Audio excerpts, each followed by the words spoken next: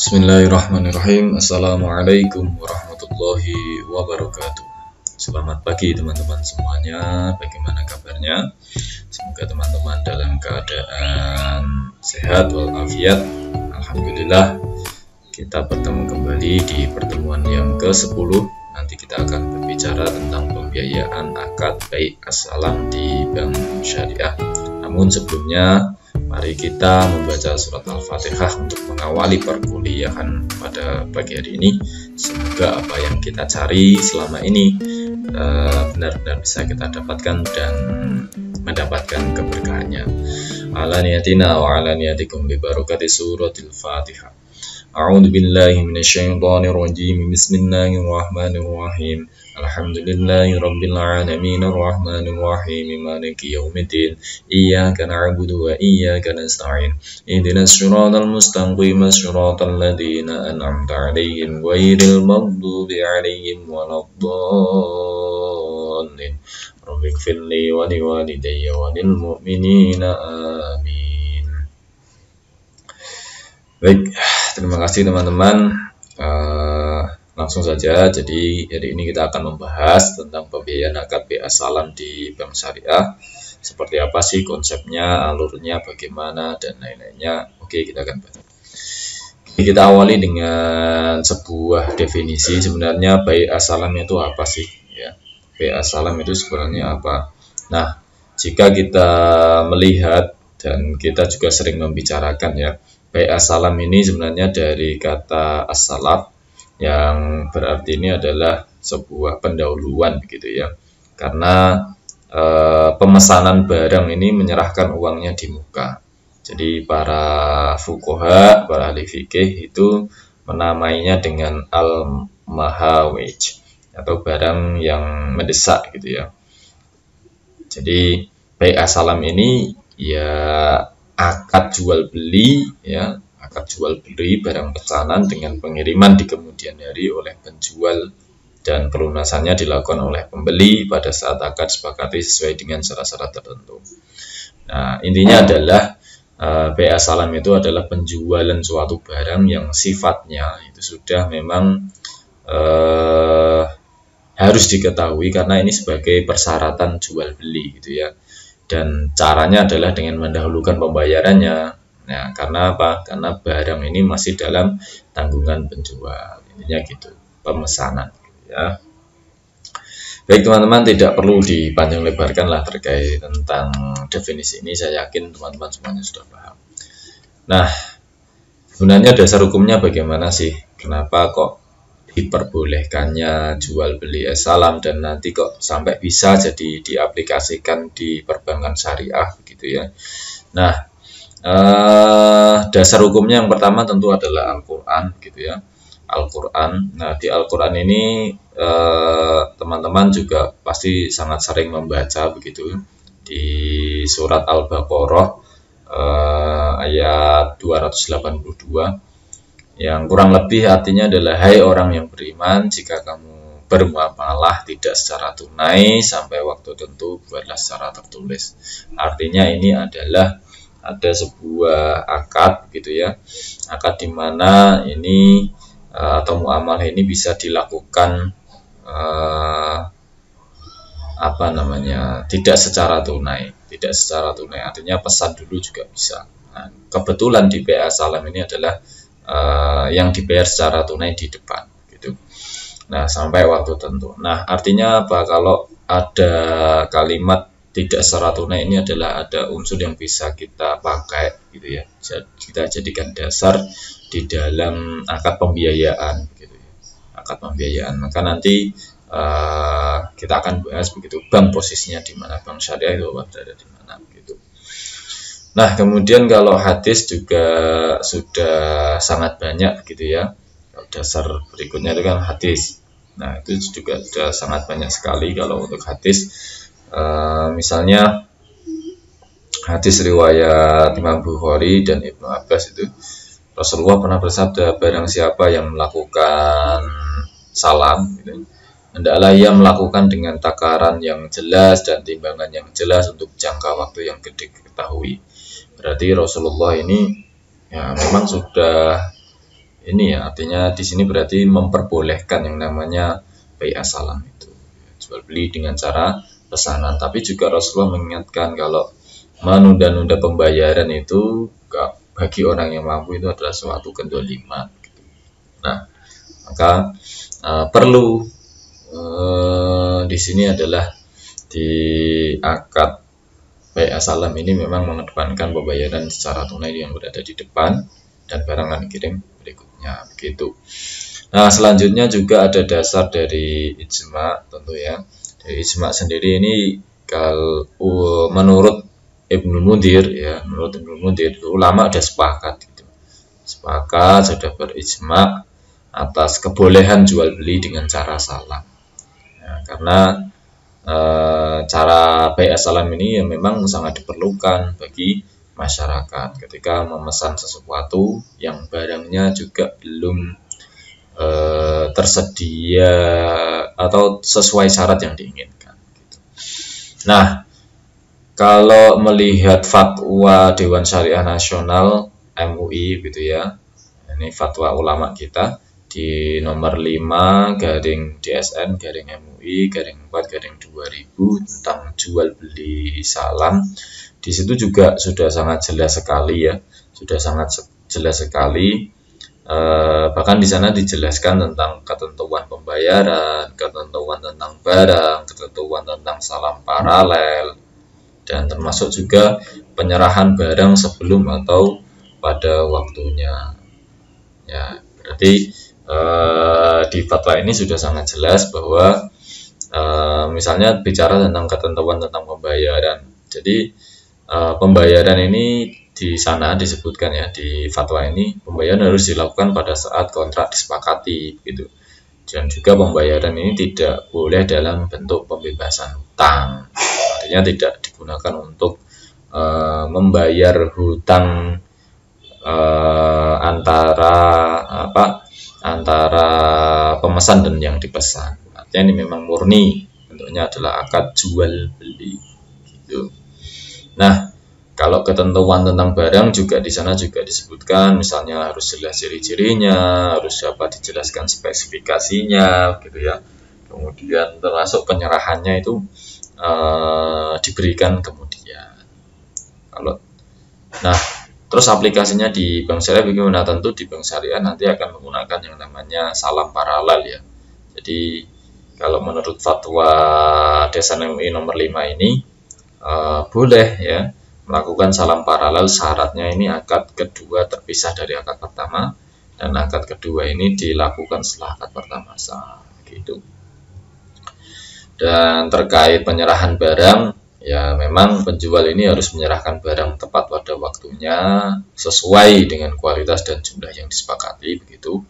Nah, kalau penjual menyerahkan barang dengan kualitas yang lebih tinggi, penjual tidak boleh meminta tambahan harga karena sudah disepakati sejak awal begitu.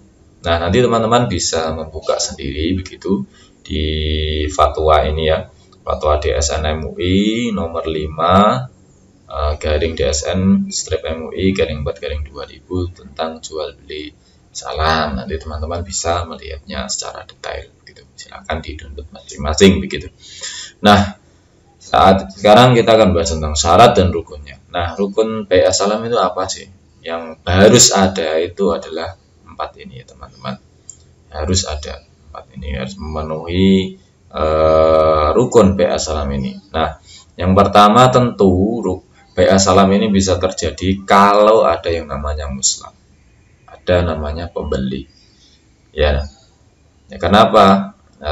Kalau nggak ada pembeli maka ya nggak akan terjadi yang namanya bai'ah salam itu kan. Nah, pembeli dalam akad bai'ah salam paralel ini nanti adalah bank dan pembeli akhir barang atau nasabah gitu ya. Jadi bank itu sebagai pembeli pada saat akad. Nah, pada saat yang sama bank ini nanti cari pembeli yang akan membeli produk itu. Maka ini ada dua gitu. Nantinya di pembeli di bank syariah ketika aplikasi di pembiayaan bank syariah nanti akan ada dua, yaitu pembeli dari sisi bank ya kan. Dan yang kedua adalah pembeli nasabah itu sendiri, nasabah yang pesan ke bank gitu. Oke, kemudian selanjutnya adalah yang kedua muslam ilaih atau penjual. Nah, penjual ini siapa sih? Ya, orang yang menyediakan barang. Jadi, penjual ini disyaratkan harus cakap hukum dan tidak boleh ingkar janji. Oke, kemudian yang ketiga, rukun yang ketiga adalah muslam fih atau barang pesanannya itu atau hasil produksinya itu ya. Jadi hasil produksi ini jadi objeknya kan ya. Jadi objeknya yang akan diserahkan pada saat akhir kontrak ya, yang sesuai spesifikasi tadi itu loh, sesuai yang ditetapkan dalam akad begitu ya. Nah, maka di sini syaratnya ya enggak, barangnya ya memang barang yang halal begitu ya. Barang jangan sampai barang najis, haram, sama, tidak jelas, syubhat dan lain-lainnya. Bahkan kalau sampai-sampai memunculkan kemudaratan maka itu sangat dilarang sekali. Kemudian yang keempat adalah ijab kabul. Nah, di ijab kabul ini merupakan bagian dari apa ya, upacara serah terima begitu ya, serah terima pembayaran dan barang. Jadi ijab kabul ini ditulis dalam akad perjanjian pembiayaan kalau nanti aplikasinya di perbankan syariah, sehingga nasabah nanti bisa membaca dan menandatanganinya. Nah, kira-kira begitu di rukun bai as-salam. Oke, teman-teman ya, bisa dipahami tentang rukun bai as-salam. Oke, selanjutnya adalah tentang ketentuan pembayaran dan barang. Ini tadi sudah saya singgung ketika membahas tentang fatwa DSN MUI. Nanti kita akan perjelas lagi. Nah, baik teman-teman, ketentuan pembayaran di baik akad bai as-salam ini, yang pertama adalah alat bayar ini harus diketahui jumlah dan bentuknya ya. Apakah nanti bentuknya rupiah, dolar atau apa yang lain. Jadi jumlah dan bentuknya ini harus diketahui dulu. Baik berupa uang atau barang atau manfaat. Ya, pokoknya di sini adalah alat bayar ini harus jelas diketahui gitu ya. Kemudian yang kedua adalah pembayaran ini harus dilakukan pada saat kontrak disepakati. Nah, ini loh yang membedakan dengan akad-akad yang lain. Jadi di akad bai as-salam ini meskipun pesan barangnya belum ada, belum diberikan begitu, tapi pembayarannya ini harus dilakukan pada saat kontraknya ini disepakati. Nah, ini adalah namanya bai as-salam itu seperti itu. Barangnya nanti, tapi bayarnya sudah di depan gitu. Nah, terus kemudian yang ketiga, pembayaran ini nggak boleh ya dalam bentuk pembebasan utang. Ingat ini ya, ini memang bai as-salam ini SOP-nya seperti itu. Pembayaran ini nggak boleh dalam rangka untuk membebaskan utang. Ketika punya utang, kemudian dia orang yang menghutangi itu menyatakan aku pesan di tempatmu, tapi ini sebagai nanti untuk membayar utang yang dulu yang kamu pernah kamu utang ke aku, nah itu nggak boleh. Maka pembayaran ini tidak boleh dalam bentuk pembebasan utang, gitu ya. Oke, selanjutnya adalah ketentuan barang. Nah, ini teman-teman, ketentuan barang ini adalah sangat penting sekali bagi di bai as-salam karena ini menunjukkan syarat tersendiri ya, syarat tersendiri di bai as-salam itu. Nah, setelah tadi kita sudah ketentuan pembayaran, ketentuan barang teman-teman. Jadi yang pertama itu harus jelas ciri-cirinya ya, jelas ciri-cirinya dan dapat diakui gitu ya sebagai itu barang yang akan dijual atau barang yang akan dibeli gitu. Kemudian yang kedua harus dapat dijelaskan spesifikasinya. Nah, ya, harus ada spesifikasinya secara jelas. Misalnya kalau pesennya rakitan komputer ya harus jelas. Kalau pesennya misalnya hasil-hasil pertanian ya, dengan kualitas grade apa, misalnya padi dengan bibit merek apa dan seterusnya. Nah, itu adalah jelas spesifikasinya. Jadi spesifikasinya itu memang bisa dijelaskan gitu. Kemudian yang ketiga adalah penyerahan dilakukan di kemudian. Ya, inilah ciri khasnya bai as-salam itu ya. Kemudian yang selanjutnya, waktu dan tempat penyerahan barang ini harus ditetapkan berdasarkan kesepakatan. Iya, kenapa? Ini nanti yang akan ditulis di akad gitu ya, kapan waktunya, tempatnya di mana, barangnya sesuai ketetapan lah begitu. Apakah nanti barangnya diambil langsung dari produsen asli gitu atau di bank atau di mana. Nah, pokoknya waktu dan tempatnya ini harus ditetapkan berdasarkan kesepakatan terlebih dahulu. Kemudian selanjutnya adalah ketentuan barang ini, pembeli tidak boleh menjual barang sebelum menerimanya. Jadi barangnya belum diterima tapi sudah dijual. Nah, ini kan belum tahu kan bentuknya seperti apa gitu. Kemudian yang terakhir, tidak boleh menukar barang kecuali dengan barang sejenis sesuai kesepakatan. Nggak boleh ya barangnya ditukar-tukar. Kalau kesepakatannya ini ya ini begitu ya. Nah, tapi kalau memang misalnya pesanannya ini adalah hasil panen mangga, misalnya ternyata mangganya ini nggak sesuai ya, nggak sesuai dengan kesepakatan, kurang bagus lah misalnya kualitasnya, nah, maka nanti boleh ditukar, tapi harus sesuai dengan kesepakatan, ditukar dengan hasil dari sawah mana lagi gitu misalnya. Oke, ketentuan barangnya kira-kira seperti itu. Kemudian, nah, aplikasinya di bank syariah kayak apa sih ya? Aplikasinya di bank syariah apakah menggunakan akad PA salam tunggal atau single atau paralel. Oke, kita lihat ya. Baik teman-teman, nah di gambar sini ada gambar yang menunjukkan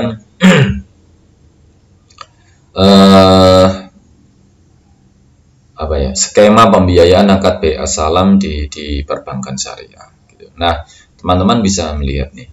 Teman-teman bisa lihat di sini ada posisinya ya. Pertama kan ada nasabah ya kan. Jadi ada nasabah atau pembeli ini nanti disebut dengan muslam ya, disebut dengan muslam. Nah, pembeli ini kan dia datang ke bank gitu ya. Datang ke bank untuk pesan sebuah barang, pesan sebuah hasil produksi misalnya begitu. Nah, tentu kan bank ini kan posisinya kan memang tidak bisa memenuhi secara langsung kan gitu kepada pembeli, kan nggak bisa dia. Nah, makanya bank ini nanti juga statusnya nanti akan jadi muslam juga ya, muslam yang kedua ya. Muslam yang kedua ini dia akan pesan kepada produsen yang asli gitu, penjual yang asli. Nah, maka di sini teman-teman otomatis langsung melihat akan terjadi dua kali pesanan. Pesanan yang pertama adalah dari muslam selaku nasabah. Muslam pertama nasabah yang akan pesan ke muslam ileh bank ini. Tapi bank juga akan pesan ke produsen. Ya kan? Maka terjadi yang namanya akad PA salam dua kali ya di sini, ya kan? Di sini. Jadi nasabah pesan ke bank satu, kemudian bank pesan ke produsen dua, ya bisa dilihat kan. Nah, di sini tentu ketika pemesanan kan tentu ada yang namanya negosiasi, ya kan. Nah, ini negosiasi yang dilakukan antara bank dan nasabah. Kalau di sini ada negosiasi antara bank dan produsen aslinya begitu. Nah, kemudian nanti ada prinsip, ada pembayarannya di muka tadi sesuai yang syarat-syaratnya tadi, rukunnya nih bayarnya di awal gitu. Kemudian barangnya akan dikirim setelah jadi. Nah, pengiriman barang ini loh yang ini harus sesuai kesepakatan. Ini bisa langsung dikirim oleh bank ke pembeli atau langsung penjualnya langsung dikirimkan langsung ke nasabahnya pembeli juga bisa. Ini tergantung kesepakatan. Nah, maka teman-teman di sini terjadi yang namanya salam dua kali, salam antara pembeli ke bank dan salam kedua bank ke produsen gitu ya. Oke teman-teman, sangat mudah sekali prinsip skema pembiayaan akad PA salam di perbankan syariah. Jadi saya yakin teman-teman sangat mudah memahami praktiknya begitu ya. Ya, jadi teman-teman perlu ketahui ya, memang PA Salam ini biasanya ya digunakan pada pembiayaan yang relatif pendek begitu ya, misalnya jangkanya hanya 2 sampai 6 bulan gitu ya. Ya, karena apa? Karena bank ini nanti kan beli barangnya kan kayak padi, jagung, cabai misalnya pertanian. Ini enggak, dia tidak berniat untuk menjadikan barang itu sebagai simpanan gitu. Karena barang-barangnya ini barang yang tidak bisa awet bertahun-tahun begitu ya. Ya makanya ya biasanya sifatnya ini memang pendek, jangka pembiayaannya relatif pendek gitu. Karena biasanya ya memang aplikasinya di perbankan ini biasanya di hasil-hasil pertanian gitu. Oke teman-teman, mungkin itu yang bisa saya sampaikan. Mohon maaf jika banyak kekurangan. Pemaparan singkat ini semoga ada manfaatnya. Sampai bertemu kembali di pertemuan berikutnya. Assalamualaikum warahmatullahi wabarakatuh.